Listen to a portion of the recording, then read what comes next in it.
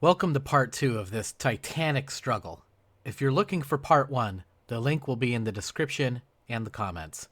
Okay, when we last left off, the Saints had just intercepted Jimmy Garoppolo and taken the lead 30-28 to start the second half. But the 49ers would come right back. You see, you already know the Saints are going to be great at what they do, so you can't worry about that. You have to be great at what you do. And here the 49ers force a fumble. That great defense strikes again. An eye for an eye, a fumble for an interception. Let's go back to the snap.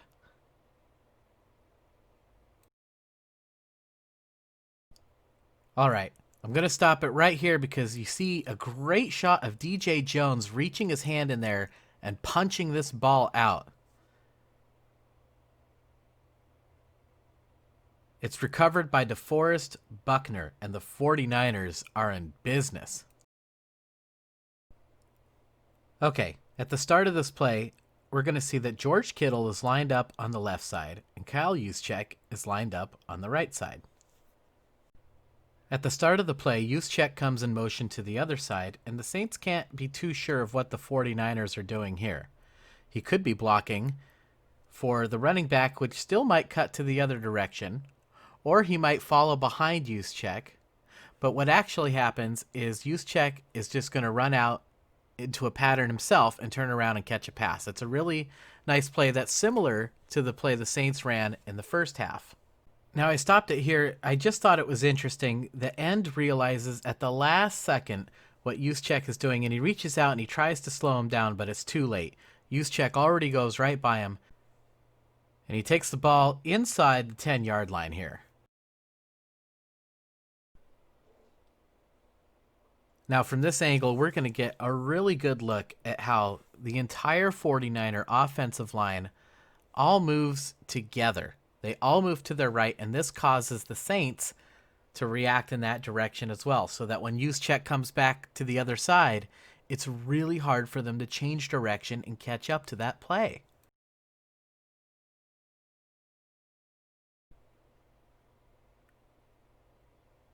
Now here at the end, we see one more time another really good block by Emmanuel Sanders, who is just paying dividends for this team, not only catching passes, but blocking as well.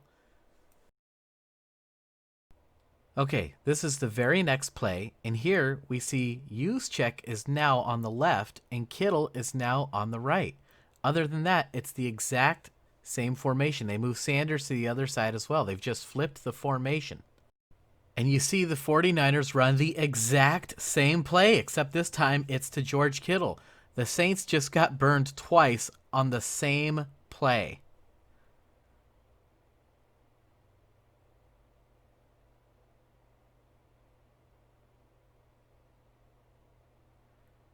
Now this was close, but Kittel knew right away it was a touchdown. How do you know? He doesn't even bother to look at the official, and he just delivers an epic spike here. Okay, that makes the score 35-30. The Saints get in field goal range again. And Will Lutz nails it. These kickers are both having a good game. It's now 35-33. Now here, I think the Saints make a big mistake in the game. You can see the down and distance. It's 4th and 18, and they try a fake punt. Now that's Taysom Hill. That's not the punter. He throws a pass. It's incomplete. And we're going to get into what the rules are on punt formation, because this was a big deal in the game. Okay, in a punt formation, this person is called the gunner, and his job is to run down and tackle who's ever catching the punt. Now, of course, the other team is allowed to try to block him, so that their man can try to return the punt.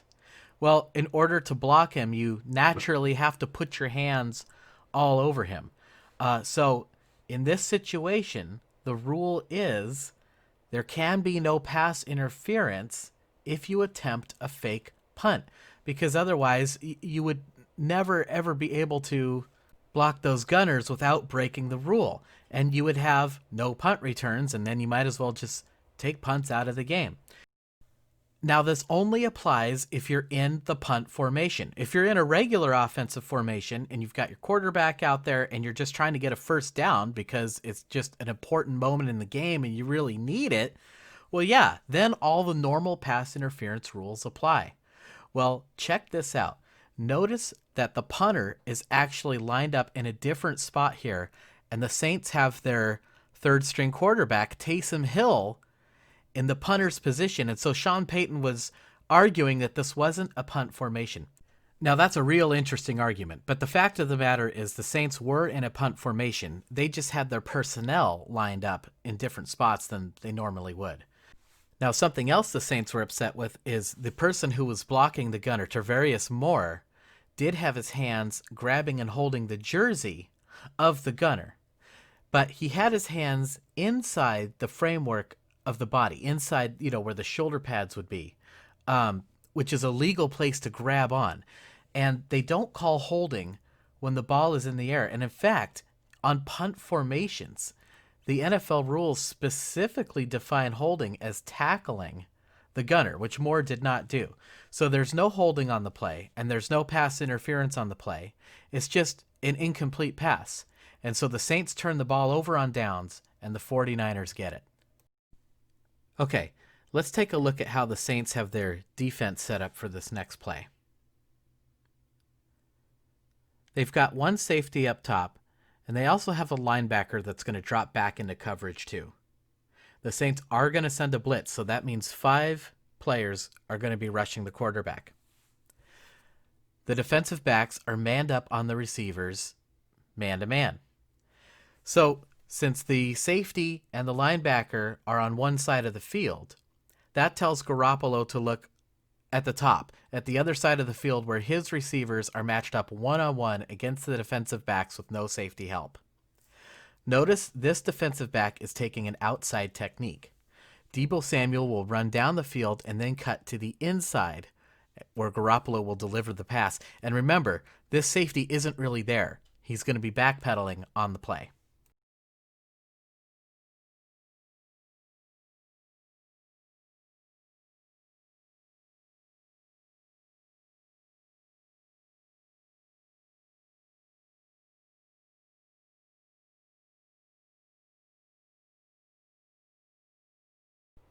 You may have noticed Garoppolo took a little bit of a hit at the end, but look at the location of that football. He hits Deebo Samuel in stride, and that allows him to run after the catch and gain big yardage on the play. Now here we've come to another key moment in the game. When the play starts, Garoppolo has a really nice pocket, really good pass protection here. But if you notice, all the receivers are covered, and eventually this pocket starts to break down.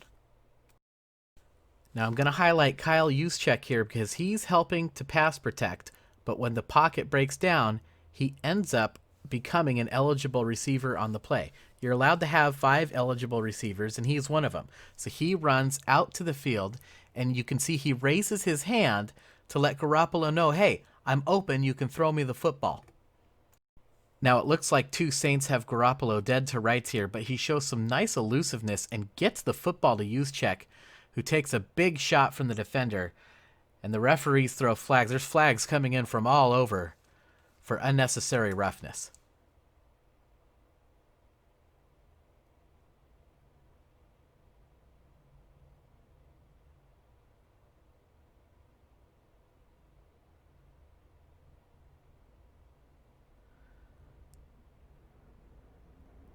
All right, let's talk about the call. Do I love the call? No, I don't love the call. This is very similar to the one in the first quarter, right?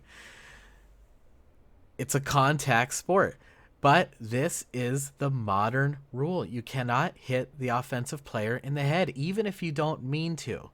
Is it a fair rule for the defender? Probably not. But the thing that is most important to me as a fan is that they enforce the rule fairly the same way for both sides, and this is very consistent with the way they called that penalty in the first half. So in that sense, I am okay with it. Now, look, there's no denying that the Saints got absolutely and totally screwed in the playoffs last year in the NFC Championship game. We all know it. So if you're a Saints fan and you're watching this video and you want to comment and tell me that, Josh, you don't know what you're talking about and you can get lost or get bent, whatever, I'm not going to argue with you. I think you've earned that. And to be honest, I can relate. So we'll just leave it at that. Okay, we could talk all day about the officiating, but let's get back to the game. The 49ers have a 1st and goal. Now again, we see that all the receivers are covered, and I want you to keep an eye on Kendrick Bourne here. As soon as he sees Garoppolo start to scramble, he loops back around to the inside of the end zone where he gets great separation and Garoppolo finds him for the touchdown. It's a really nice throw, and we're going to go back and take a look at it from this angle.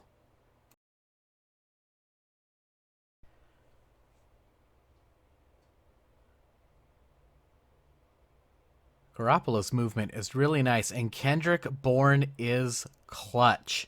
That is a big-time touchdown in the 4th quarter of an important game, and just look at this throw. Oh my goodness. That is awesome. All right, that makes the score 42-33. But you already know the Saints are not done yet. They are going to fight to the end. They are one of the best teams in the league, and they will rip your heart out if you let them. Okay, that's Ahkello Witherspoon in the red there, and he's lined up directly in front of Michael Thomas. He's not to the inside or to the outside. So Michael Thomas really sells this post corner route. He runs hard to the post. He makes Witherspoon commit, and then he runs to the corner. Thomas is one of the best wide receivers in the league, and he shows it right there. Look at that separation he had. Touchdown New Orleans, and they are right back in this.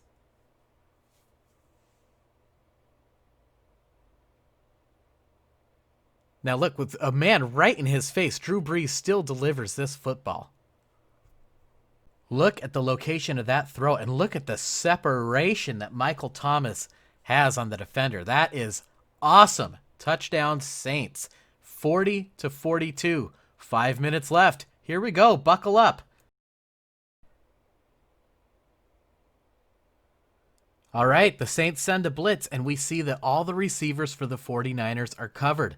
The pocket's breaking down, so Garoppolo has to scramble. And right about here, he sees he has a shot at the 1st down marker. It looks like there's 2 Saints right there that have the angle on Garoppolo, but Jimmy G, coming off the torn ACL, shows heart and determination, and he fights for every yard, and he gets the 1st down. Ladies and gentlemen, Jimmy Garoppolo is the total package. Not only does he have the passing ability, but he has great pocket presence. He has elusiveness. He knows when to scramble, and he has the ability to get it done when it matters the most. And take a look at this hit he takes. Watch how far he slides out of bounds. He did what had to be done to get that 1st down. You cannot ask for any more than that. This next play is one of my favorite plays of the whole game, and it wasn't so much about the X's and O's. Although here they run a really nice reverse that gains big yardage for the 49ers in a critical moment of the game. But let's go back to the snap, and I'll show you what I really liked about this play.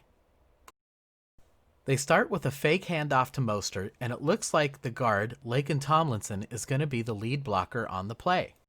George Kittel is also coming around, but also notice number 63, Ben Garland, the backup center, who had to come in this game after Weston Richburg unfortunately had to leave with an injury. And right in front of Garland is Joe Staley.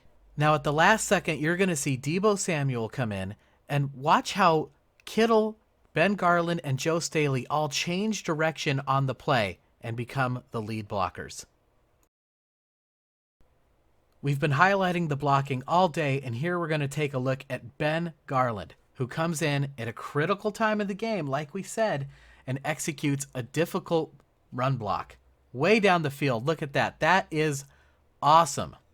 Staley and Garland haven't even been playing, and they show great chemistry and execution on that play. All right, 2 minutes, 38 seconds left in the game, and here I think the 49ers made a mistake.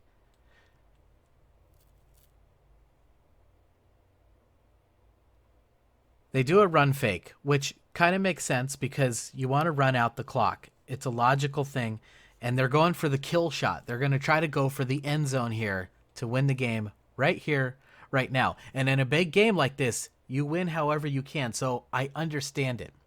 They didn't anticipate that the Saints were going to blitz aggressively off the edge.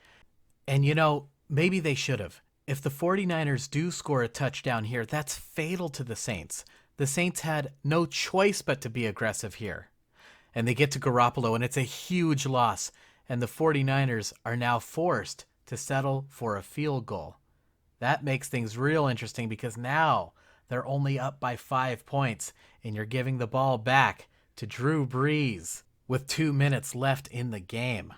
Oh boy, here we go. Okay, watch Richard Sherman on this play.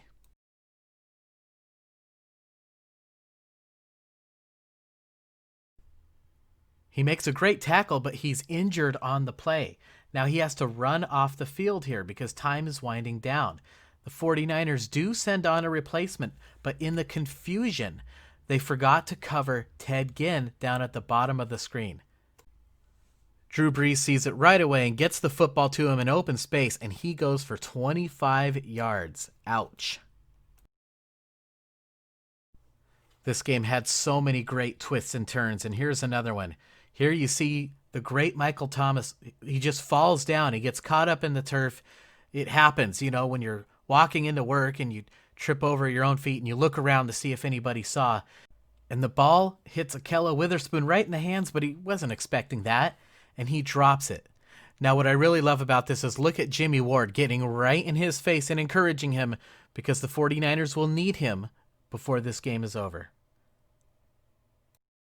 All right. Here we see Fred Warner lined up right on the line of scrimmage, but he's actually going to drop back into pass coverage. Now the 49ers are a little confused on this play, and you can see they only have 2 defenders in the area of 3 Saints receivers. And Warner is facing to the outside, and Traquan Smith is coming to the inside. And we've talked about it on this channel week after week. When you have to change directions, you're beat, and that's exactly what happens here. Now the ball's a little bit low, and Smith has to slow down and go get it. He makes a great catch, but Warner should be able to come in and make this tackle here. He doesn't make the tackle. He misses, and Smith scores a touchdown with just 53 seconds left. Oh my goodness, and just like that, the Saints have taken the lead and have scored what could very well be the game-winning touchdown. But you know what? When it's your year, it's your year. And by missing that tackle, the Saints scored with 53 seconds left on the clock. They left too much time for Jimmy Garoppolo. And here, they have to go for 2. Remember, they had gone for 2 earlier in the first half and didn't get it. So if they were able to kick that extra point and kick this extra point, they would have had a 3-point lead here. Instead, it's just a 1-point lead. And they're in a position where they have to go for 2. And if they don't get this, the 49ers will be in position to win with just a field goal. Now remember earlier I told you the 49ers would need Ahkello Witherspoon again before this game was over. Well, check it out. He's locked up man-to-man against Traquan Smith, the man who just scored the touchdown, and he just plays great man coverage here. He doesn't let the receiver out of his sights. Brees throws up kind of a desperation pass, and it's incomplete. So now they only lead by 1.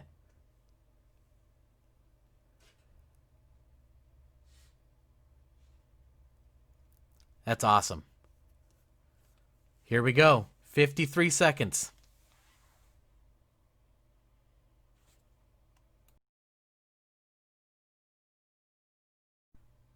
All right, on first down, we see that George Kittel is running a pattern, and notice that the linebacker is facing to the outside. Kittel runs inside, and when you have to change direction, you're already beat. The pass is complete, and it's a gain of 8 yards. 2nd and 2.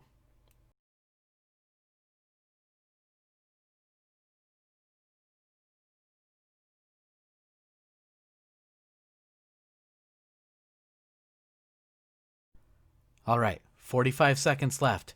And here we see Kittel tries to run a little pick pattern here to interfere with the defender so that Emmanuel Sanders can cut to the inside. But remember, just like we talked about in some of our earlier videos, you can't physically touch the defender, and the defender does a great job of just going right around Kittel and sticking on Emmanuel Sanders and breaking up the pass. That is outstanding defense. 3rd and 2, 42 seconds left.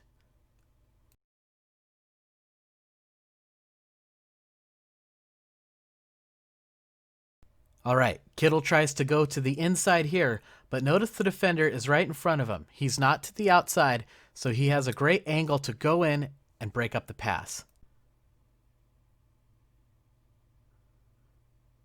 Oh yeah, he knows he made a good play. And now it's 4th down and 2.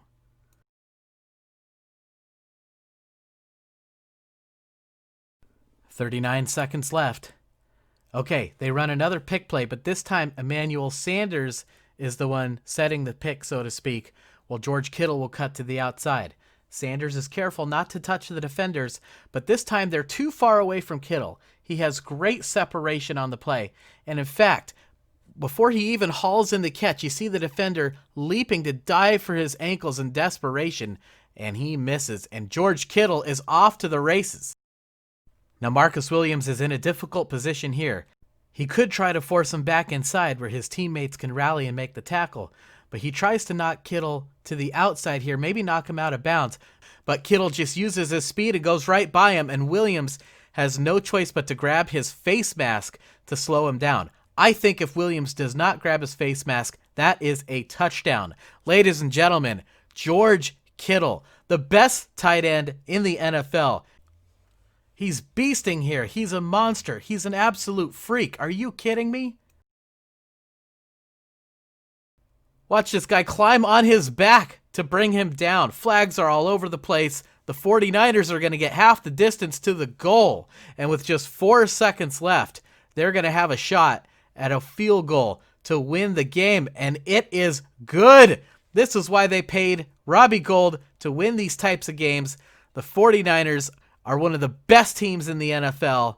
They have cemented their status as legitimate and dangerous Super Bowl contenders by going into New Orleans, beating Drew Brees at his own game in a shootout, despite the fact that they were on the road for the 2nd consecutive week, despite the fact that the Saints had extra time to prepare for this game. Remember, they played on Thanksgiving. Are you kidding me? The 49ers threw up 48 points and move to 11-2 because that is what Garoppolo can do. Oh my goodness.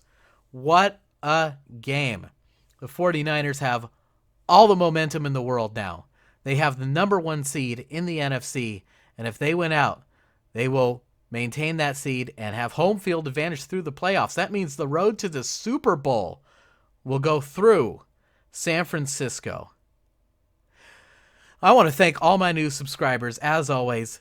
As you can imagine, it takes a long time to make a video like this, so if you could just take 1 second and click that like button, I would really appreciate it.